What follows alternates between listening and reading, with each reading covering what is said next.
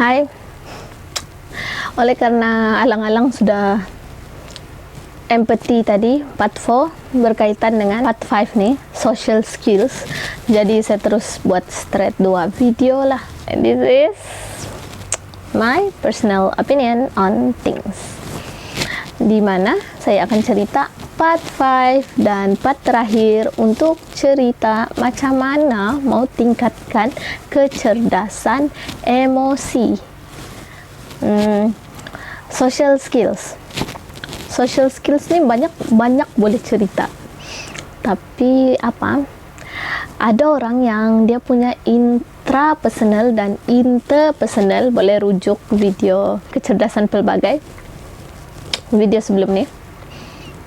Apa tu interpersonal dengan intrapersonal? Intrapersonal adalah hubungan kita dengan diri kita, di mana kita fahamkah diri kita atau tidak. Interpersonal pula adalah kita punya social skills dengan orang lain. Hubungan kita dengan orang lain tu power kah tidak? Okey. Jadi social skills di sini interpersonal lah kan. Ada orang dia punya interpersonal tinggi, dan bila kita bercerita dengan dia, kita rasa selesa, kita rasa bestnya bercerita dengan dia ni. Aku mau bercerita dengan dia, aku mau lepak dengan dia lagi. Itu maksudnya interpersonal dia tinggi. Dia pandai untuk bawa kita bercerita, untuk trigger kita apa kita mau cerita, dan dia pandai mendengar, dan dia pandai bercerita lah. Ada orang yang social skill dia kurang, awkward begitu. ada apa lagi mau cerita atau berhenti begitu saja. Ada orang yang lepas satu cerita ada satu lagi cerita. Okey, jadi ada orang ni dia tak pandai bercerita. Jadi macam mana mau tingkatkan social skills? Social skills ni kita perlu kasih biasalah juga diri kita untuk jumpa orang lain one on one ataupun ramai-ramai. Tapi ramai-ramai susah mau develop tu skill, sebab boleh juga, tapi better one on one dulu. Contoh kita jumpa kawan lama kita, jom lepak. Okey, jom. Lepas tu lepak, lepas tu macam mana mau mulakan conversation. Kita tahulah kan macam mana mau mulakan conversation. Kalau lama sudah tidak jumpa, cerita, tanya kabar kau apa cer. Lepas tu cerita-cerita begitu. Dan macam mana mau tidak develop awkwardness tu, macam mana mau teruskan tu social interaction kita dengan dia dengan smooth saja. Okey, begini caranya. First of all, manusia ni secara umumnya suka bila bercerita tentang apa yang dia minat. Of course lah kan, dia sudah suka benda tu, mestilah dia banyak knowledge pasal benda tu. Jadi kita tanya dia pasal apa yang dia suka. What is your interest? Contohnya, aku suka music. Lepas tu, apa music yang kau suka? Mulalah kita bercerita pasal topik tu. Jadi itu akan membuatkan akan senang trigger orang untuk bercerita dengan kita pasal apa yang dia suka. Dan for your information, kalau kamu observant enough, bila kita tanya dengan orang benda yang dia suka, terus dia bercerita, kita akan nampak semangat dia bercerita tu lain. Dia akan rasa macam begini, dia punya badan akan lean ke depan sebab dia mau cerita benda yang dia suka. Dia punya mata macam sparkling sebab dia mau cerita, gini. Begitulah spark orang punya interest. Kita pun boleh cerita apa yang kita interest, tapi bila kita bersosial dengan orang, it's not just about us, it's about them too. It's about kita berdua lah ataupun kita beramai-ramai itu. Jadi give macam space untuk seorang bercakap, seorang lagi bercakap. Kita mau dua hal lah. ataupun pelbagai hal lah. Bukannya kita aja bercakap, okay bye, balik. Okay, lepas tu spark their interest kan. Lepas tu apa lagi, body language, social skill juga, bukan sahaja verbally. Verbal ni maksudnya lisan, bukan sekadar kita bercakap lisan begini. Body language is macam, kau tahu ke hari tu kan, itu body language. Ataupun body language ni antaranya ialah eye contact. Orang boleh tahu bah kalau kita mendengar atau enggak cerita dia. Bila dia cerita terus kita tengok, terus kita ada eye contact dengan dia, gini. Maksudnya kita mendengar. Dah tahu lah kalau kamu melayang, tapi biasanya orang mendengar lah.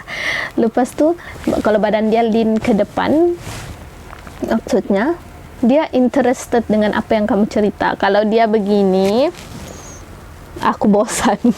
Kalau gini apa tu, hold, dia sudah buat begini, mata dia mendilau bila mau habis nih, maksudnya itu kamu bosan. Dan kalau ajak orang lepak, janganlah begitu kan. Macam mana kamu bosan pun jangan layan orang begitu. Itu social skill kamu kurang, maksudnya kemahiran kamu tidak power lagi lah. Dan penting social skill ni sebab kita hidup with each other. Kalau kita punya social skill ndak power, ndak kisahlah, ini bukan pasal introvert ke extrovert. Kalau social skill kita ndak power, kita ndak boleh dengar orang, atau kita ndak boleh bagi respon yang baik dengan orang, then it's hard for us to communicate dengan orang. Contoh kalau kita di sekolah, kalau orang ni social skill dia power, di sekolah kan, kita pergi sekolah, ataupun kita pergi university, kita belajar, social skill kita dan kita punya hubungan dengan orang lain, repo kita, PR, public relation kita dengan orang lain tu power. Kita senang mau minta tolong orang, kita senang mau bawa orang lepak, kita ada banyak kawan, ada banyak kelebihan lah di sana. Walaupun certain orang dia lagi suka small circle, ya. Even dengan kita punya small circle pun kita mesti jaga hubungan kita kan. Janganlah kita macam rude, tiada common sense, tiada empathy, social skill tak bagus. Itu akan ruin our emotional intelligence, buat kita stres. Aku ni sudah tiada kawan. Lepas tu ataupun asal aku minta tolong apa-apa aja, tiada orang mau tolong aku. Think back, kenapa tuh? Mesti ada something yang wrong with us. Tapi janganlah jadi stres macam, iya aku lah bah, paling ini, paling tidak guna, paling tidak kena sayang, paling tidak kawan, asal aku je tidak kena tolong, begitu. Tidak boleh. Kita mesti fikir, okay, apa aku boleh improve, rather than fikir blame diri kita. Kita fikir, kalau aku begini, kita mesti pandai terima kritikan. Contoh kita ada small circle tu kan, kenapa aku begini, tanya lah. Bila tanya tu terima lah. Bila terima baru belajar macam mana mau atasi. Tiba-tiba bagi ceramah. Okay, yang penting social skill tadi, verbally and non-verbal. Verbal and non-verbal, lisan dan bukan lisan pun penting. Sebab kita mendengar ni the whole us. Bukannya kita punya jasad je sana, hati kita tidak sana, otak kita melayang, begitu. Kita mesti, bila kita tidak okey masa tu, kita susah untuk dengar orang, tidak payahlah bawa lepak. Kalau orang bawa lepak dengan kita, bawa kita lepak, bagi tahu jalan, no, sorry aku sekarang rasa macam aku perlu masa sendirian. Bagi tahu jalan. Orang faham juga. Kalau dia tak faham maksudnya itu on them kalau dia tak faham. Tapi kalau kita mau, sebab kita mau keluar tu, kita mau lepak tu bercerita, mau bersosial tuh kita mau bagi yang terbaik. Kalau nggak dapat bagi yang terbaik, then better stay sejak di rumah. Begitu. Oke, itu aja untuk kali ini. Belajarlah untuk social skill, belajar verbal dan verbal macam mana. Dan verbal selain kita tanya interest dia, macam yang empathy tadi, kita tanya soalan terbuka dan soalan tertutup, baru macam fun. Bukannya anda semestinya kamu cakap, ya aku nggak suka bersosial, cakap pasal benda-benda yang small talk saja, yang macam kau tahu ke sini nih begini, ataupun hujan kan kemarin, ataupun begitulah yang nggak semestinya. Boleh aja kamu deep talk kan, boleh aja kamu cerita pasal benda-benda yang spark your interest. Dan ini akan social skill, empathy, semua kecerdasan pelbagai ini akan bantu kamu bila kamu sudah besar, bila kamu di tempat kerja. Sangat membantu untuk kita biasakan diri di tempat kerja, untuk kita adapt to new environment, untuk kita adapt dengan kawan-kawan baru. Sangat-sangat membantu lah. Walaupun kamu tidak belajar di sekolah pasal kecerdasan emosi, kamu balik-balik belajar pasal kita balik-balik belajar pasal akademik, IQ, intelligent quotient. Jadi kali ini saya mau ajar pasal emotional quotient. Jadi kalau mau